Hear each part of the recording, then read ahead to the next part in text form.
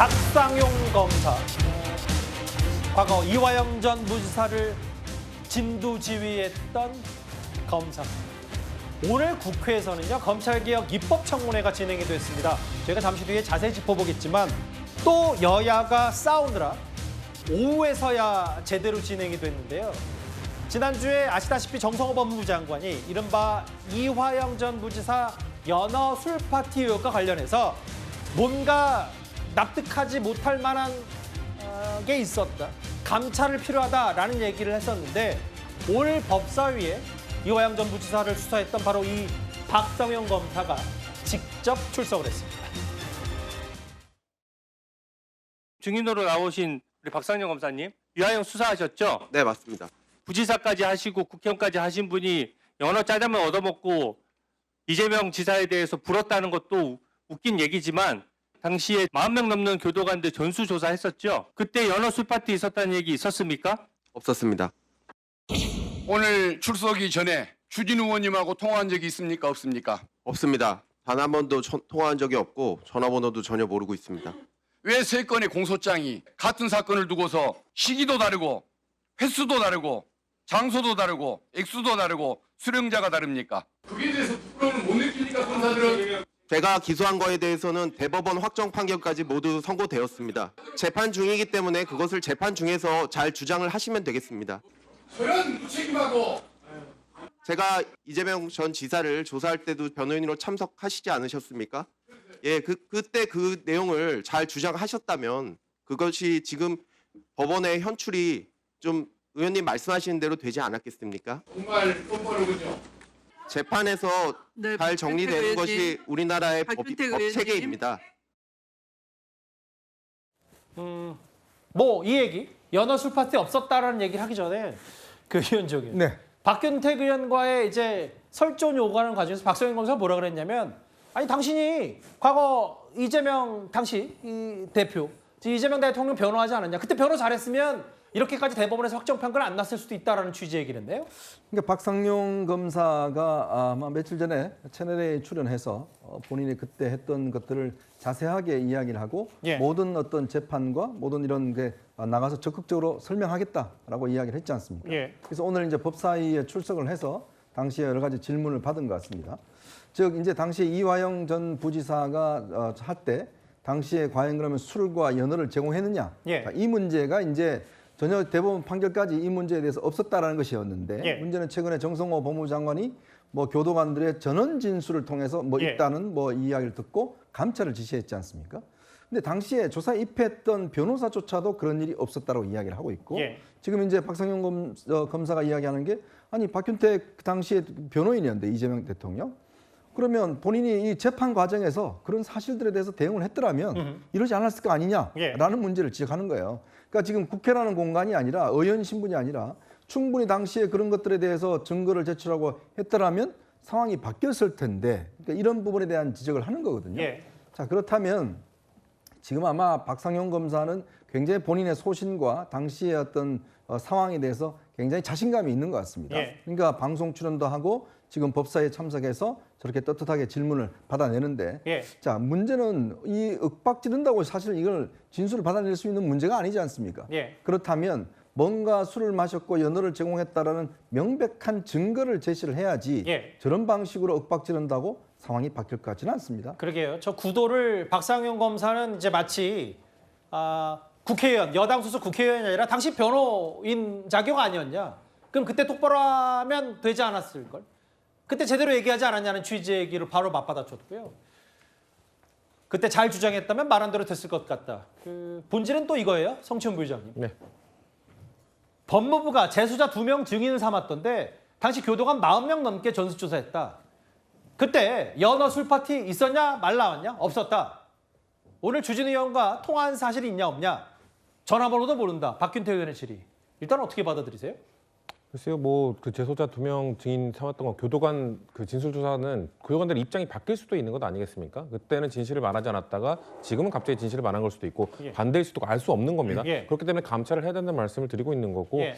사실 이 이화영 전 부지사가 스스로 뭔가 이 술 파티했다는 날짜를 오락가락하면서 본인의 신뢰를 떨어뜨린 그 책임은 이화영 전 부지사 본인에게 오롯이 있다고 생각을 하고요. 예. 다만 이화영 전 부지사가 그 연어 한 번 먹고 뭐 짜장면 한 번 먹고 회유될 정도의 인물이냐 이거는 저는 본질과 다른 이야기로 생각합니다. 예. 왜냐하면 이화영 전 부지사가 수원구치소에서 본인의 변호인과 접견했을 때 그 드러난 녹취록에서 김성태 회장도 열 몇 개 건으로 압박을 받아서 뭔가 이재명 그 당시 뭐 전 지사와 관련된 이야기들을 뭐 진술하려고 한다더라. 예. 근데 나도 지금 나의 딸들과 관련돼서 뭐 4-5건을 만들어서 지금 압박하고 있다라는 그 회유를 한 이후에 뭔가 그 소회를 말했던 적이 있거든요. 예. 그러니까 그것 때문에 뭔가 입장을 바꿨던 것이지 회유되었다고 주장하는 것이지 연어 한 번 먹었다고 이렇게 주장하는 건 아니거든요.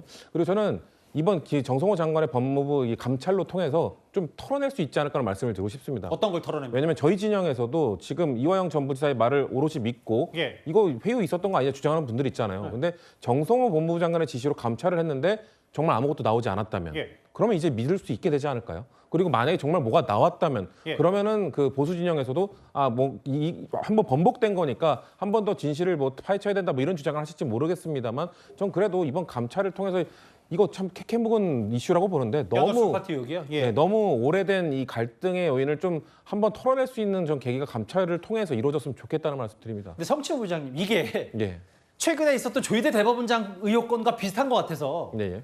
조희대 대법원장이나 박사영 검사는 당사자들은 절대 아니라고 하는데 이게 뭐 진술은 일단 뭐 교도관 한 명의 진술 혹은 조희대 대법원장 건도 그 누군지 알 수 없는 녹취 하나를 갖고 의혹이 됐으니까 이걸 감찰해야 된다와 조희대 대법원장한테 특검 가야 된다와 그냥 단순히 요만한 것 같다가 이만큼 부풀리는 패턴이 똑같다면 이거는 뭐 보수 진보 혹은 뭐 저희 진영 내에서도 뭐 좀 깔끔히 해결됐으면 좋겠다고 하지만 의혹 패턴이 똑같으면 그건 여권 내부가 스스로 되돌아봐야 될 일 아닌가요? 전 일단 조희대 대법원장 건과는 조금 무게감이 다르다고 생각을 하고요. 왜냐하면 조희대 대법원장 그 4인 회동 예. 그 녹취설과 관련돼서는 저도 상당히 그 신뢰하기 어려운 녹취라고 생각을 하고 있고 그 근거에 대해서 뭔가 좀 더 팩트 체크를 하지 못한 문제 제기한 의원에 대해서는 좀 책임감을 느끼셔야 된다는 지적도 계속 하고 있습니다. 예.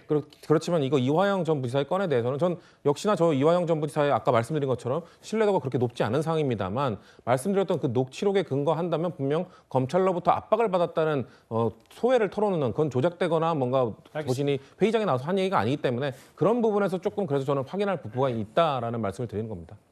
연하 술 파티 있지도 않았고 있을 수도 없다라고 반격한 박성현 검사인데 이런 박성현 검사에게 주진우 의원과는 달리 서영교 의원은 이런 질문을 던졌습니다. 국민 여러분, 뻔뻔스러운 검사의 얼굴이에요. 보십시오. 아직도 윤석열 정권 그대로 있는 줄 알아요? 지금 대통령 누구예요? 저한테 물으시는 겁니까? 그렇습니다. 이재명 대통령입니다. 윤석열은 대통령이 5년인데 왜 대통령이 그만뒀어요? 왜 그만뒀어요? 뭐 내란을 왜 저질렀어요? 검찰로 이재명도 죽이고 연어회 파티 이게 모두 다 숨겨질 줄 알았는데 온 세상에 다 드러났어요. 들어가세요. 우리 주미애 위원장님이 왜 이렇게 사실상의 파행을 유도해서 저희 국회의원 3명의 입을 막았는지를 보니까 지금 방금 발언하신 저 신영석 변호사님, 김기표 우리 의원님, 김용 씨 변호인 아닙니까? 저 평소에 우리 김기표 의원님 존경합니다만 과거에 변호인이셨잖아요. 신할찬 변호사님 변호인 맞죠? 네, 맞습니다. 저 정말 이런 식의 국회 청문회 납득하기 어렵고요. 결국 지금 바라시는 것이 민주당 의원님들 발언권 집중적으로 줘서 후배 검찰들 압박해서 그래서 너희들은 개혁해야 돼. 이 말씀 하시고 싶어가지고 이게 무슨 검찰 청문회입니까? 아까 이제 박성현 검사가 이제 서영교 의원이 여러 질의를 할 때 잠깐 뭐 미소를 보이는 듯한 모습도 잠깐 봤는데요. 강성필 부위원장님. 네.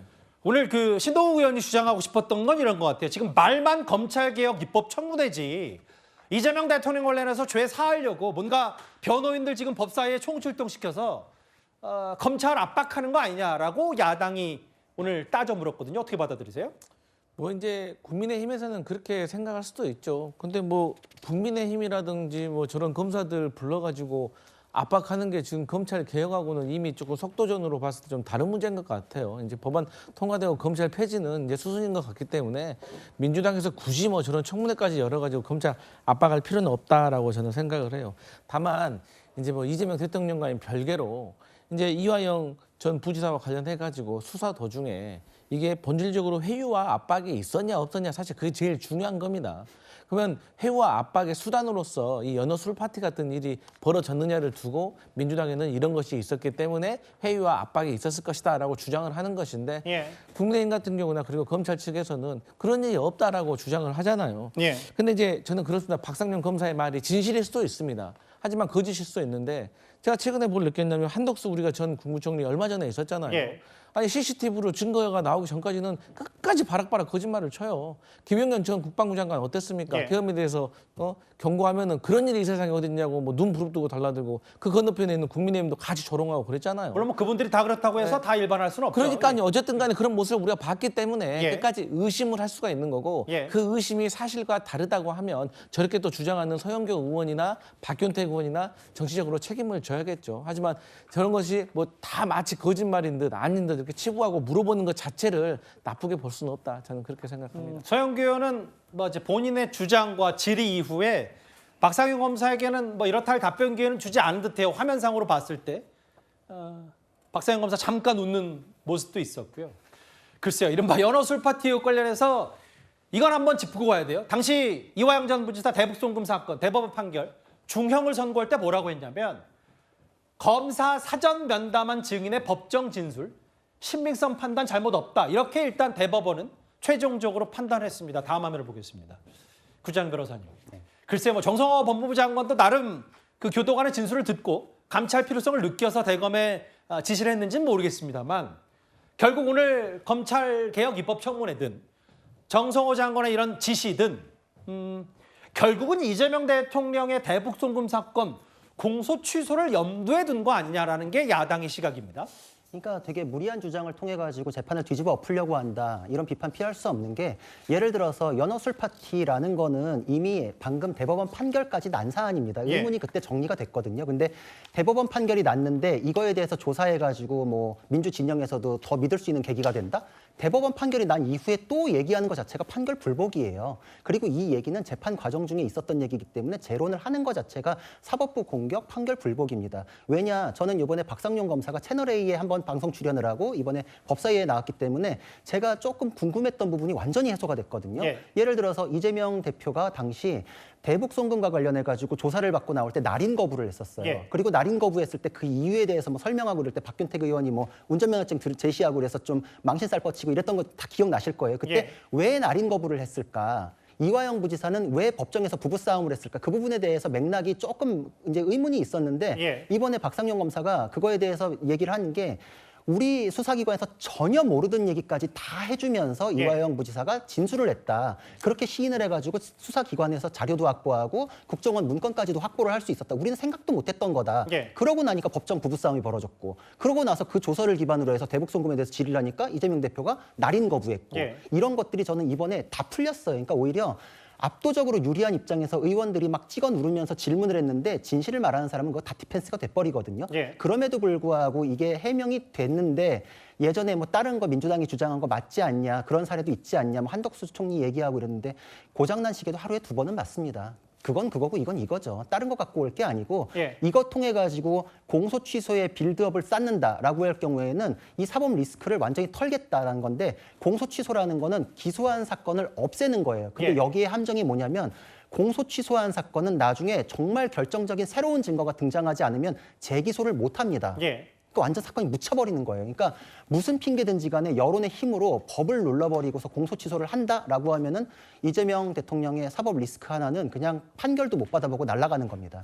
그 사실은 오늘 검찰개혁 입법청문회에 앞서서 김병기 원내대표가 어제 배임죄 폐지를 추진하겠다고 했죠. 야당에서는 이걸 1호 수혜자는 이재명 대통령 아니냐 반발하고 있는데 화면을 저희가 준비했습니다. 단순히 배임죄를 싹 없애버리겠다? 그러면 이진숙 얼마 전에 대장MB 사장도 업무상 배임으로 지금 송치를 했던데 그것도 면소죠. 그러면 그런 경우까지 다 일률적으로 다 면소가 돼버리잖아요. 그건 안 된단 말이죠. 그러니까 대통령이 임기가 끝나고 재판 다 끝나고 그 다음에 어떤 논의가 되는 게 맞지. 저는 대통령이 여기에 걸려 있는데 굳이 여기서 뭐 이렇게 자기의 신발끈을 다시 밀 필요가 있나요? 오해받게. 성춘 부장님, 네. 이거 지금 배임죄 폐지하면 검찰로 넘겨진 이진수 방통위원장도 면소된다. 이거 괜찮냐라는 근본적인 의문도 설주환 변호사가 던졌더라고요. 근데 그럼 배임죄 폐지를 오랜 기간 동안 주장해왔던 쪽이 민주당입니까? 민주당은 아니거든요. 그러니까 배임죄 폐지는 사실 기업에서 계속해서 뭔가 기업의 회장들이나 기업 운영함에 있어서 너무 큰 부담을 주기 때문에 본인들에게 이거를 하지 말아달라는 계속 요구가 있었던 것이고 예. 사실 그래서 상법 개정을 할 때 2차 개정안에 이 배임죄 관련 내용이 들어갔던 것입니다. 물론 국민의힘 입장에서 봤을 땐 저런 내용들이 눈에 띄게 보일 수 있겠죠. 예. 이것도 적용받는 것 아니냐. 그러면은 저는 기업의 그런 요구들을 받아주는 입장에서 배임죄 폐지를 추진하고 있다면은 예. 그러면은 기업과 뭐 정치권을 분리한다든가 자치단체를 분리한다든가 이런 식의 뭐 중재안을 낸다든가 이런 식의 뭐 그 사실상 그 이재명 대통령의 배임죄를 면소하기 위한 것 아니냐라는 주장을 하고 싶다면은 그럼 수정안이나 개정안을 좀 내놓으면 안 되는 겁니까? 그런 식으로 문제를 풀어가기 위해 노력해야지 이건 이재명 대통령을 위한 법이다라고만 해버리면은 예. 이 배임죄를 주장했던 기업들의 입장은 그냥 쌍그리 무시가 되는 것이기 때문에 저런 식의 비판은 있을 수 있으나 그럼 결론은 중재안을 통해서 협의를 해보자는 말씀을 드리고 싶습니다. 예.